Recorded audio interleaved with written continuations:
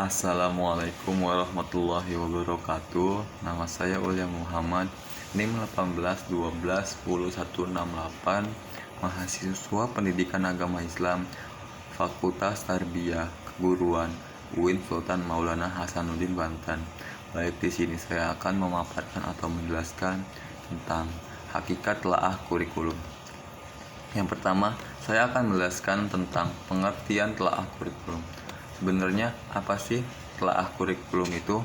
Jika kita artikan satu persatu, telaah menurut Kamus Besar Bahasa Indonesia adalah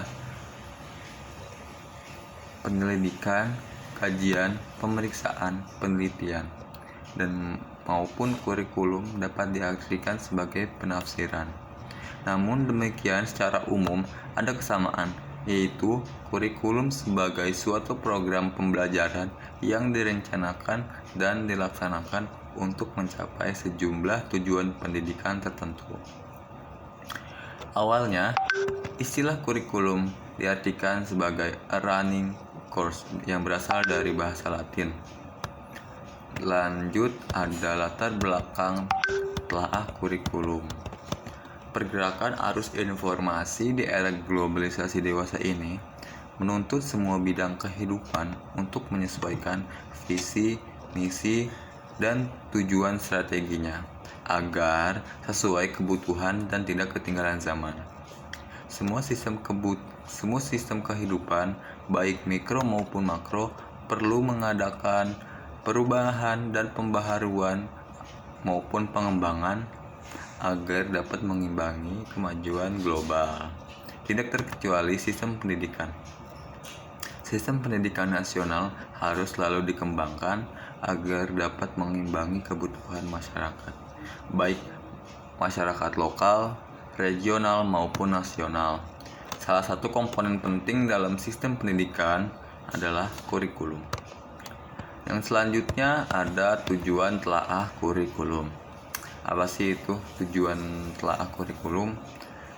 Telaah kurikulum ini bertujuan untuk mempersiapkan manusia Indonesia agar memiliki kemampuan sebagai pribadi dan warga negara yang beriman, produktif, kreatif, inovatif, dan afektif, serta mampu berkontribusi pada kehidupan bermasyarakat, berbangsa, bernegara, dan peradaban dunia. Selanjutnya ada manfaat telaah kurikulum. Dilihat dari beberapa aspek manfaat telaah kurikulum. Yang pertama ada manfaat kurikulum bagi guru. Yang pertama manfaat kurikulum bagi guru, yaitu diantaranya kurikulum sebagai pedoman bagi guru dalam merancang, melaksanakan, dan menilai kegiatan pembelajaran. Selanjutnya, manfaat kurikulum bagi guru ini adalah membantu guru untuk memperbaiki situasi belajar.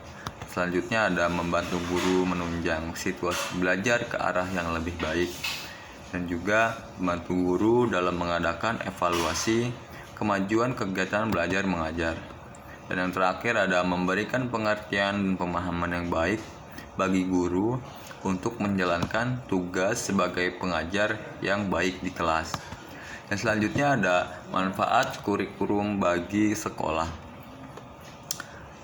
Manfaat kurikulum bagi sekolah ini diantaranya kurikulum dapat dijadikan sebagai alat untuk mencapai suatu tujuan pendidikan, baik itu dalam tujuan nasional, institusional, kurikuler, maupun dalam tujuan instruksional. Dengan adanya suatu kurikulum, maka tujuan-tujuan pendidikan yang diinginkan oleh sekolah tertentu dapat tercapai. Yang selanjutnya manfaat telaah kurikulum bagi sekolah, yaitu mendorong terwujudnya otonomi sekolah dalam penyelenggaraan pendidikan KTSP. Yang terakhir ada memberi peluang yang lebih luas kepada sekolah-sekolah, plus untuk mengembangkan kurikulum yang sesuai dengan kebutuhan KTSP. Selanjutnya ada manfaat kurikulum bagi masyarakat. Sebenarnya apa sih manfaatnya bagi masyarakat untuk kurikulum itu sendiri? Nah, kurikulum ini dapat dijadikan pedoman atau standarisasi bagi orang tua dalam membimbing proses belajarnya anak. Dan selanjutnya, manfaat telah kurikulum bagi masyarakat ini adalah kurikulum memungkinkan masyarakat untuk ikut berpartisipasi dalam mengembangkan dan menyempurnakan program pendidikan, yaitu melalui kritik dan saran membangun. Dan selanjutnya saya akan membahas atau memaparkan tentang hakikat pemetaan kompetensi. Pemetaan adalah proses pengembangan objek kajian tertentu dengan menggunakan cara dan atau metode tertentu sehingga didapatkan hasil berupa sebuah gambaran baik secara naratif maupun visual. Dalam Kamus Besar Bahasa Indonesia, pemetaan atau visualisasi adalah mengungkapkan suatu gagasan atau perasaan dengan menggunakan gambar, tulisan, peta, dan grafik. Dan selanjutnya ada tujuan dan manfaat pemetaan kompetensi dasar. Tujuan dan manfaat dari pemetaan ini adalah dapat mengukur preferensi kompetensi berupa situational judgment, mengidentifikasi gambaran karakteristik pribadi ASN atau aparatur sipil negara saat melakukan pekerjaan yang sesuai dengan situasi dan kondisi yang dibutuhkan, dan memberikan rekomendasi pekerjaan yang sesuai dengan karakteristik pribadi. Dan selanjutnya ada langkah-langkah pemetaan kompetensi. Dan yang pertama, dalam melakukan pemetaan kompetensi, kita dapat melakukan atau mengidentifikasi karakteristik dan bekal kemampuan siswa. Karakter dan bekal kemampuan siswa harus terlebih dahulu diidentifikasi oleh guru.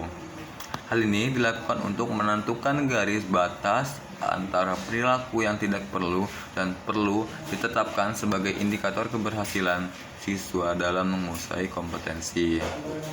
Baik, mungkin cukup sekian dari pemaparan dari materi saya. Kurang lebihnya mohon maaf. Wabillahi taufiq wal hidayah. Wassalamualaikum warahmatullahi wabarakatuh.